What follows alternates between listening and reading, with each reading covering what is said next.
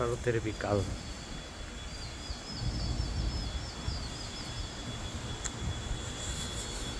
গাছ থেকে ঝরে পড়ছে রঙিন পাতা।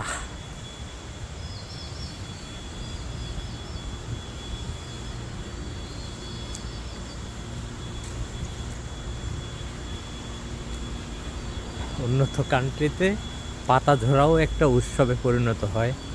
ফুল যখন ফোটে তখনও সেটা একটা উৎসবে পরিণত হয়। আর আমাদের দেশে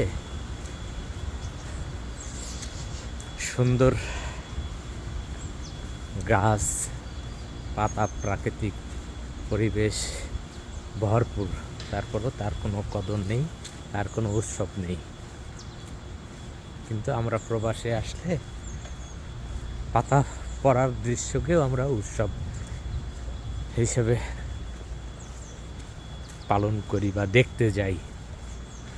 আবার ফুল ফোটার সময়ও আমরা সেটাকে দেখতে যাই, অনেক বড় করে সেলিব্রেশন করি।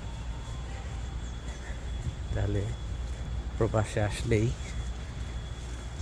তার মেন্টালিটিও পরিবর্তন হয়ে যায়।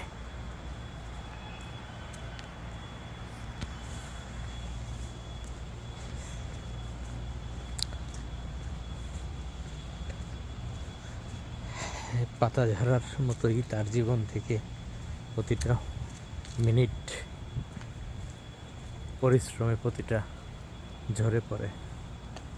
তো সবাই ভালো থাকবেন। আসসালামু আলাইকুম।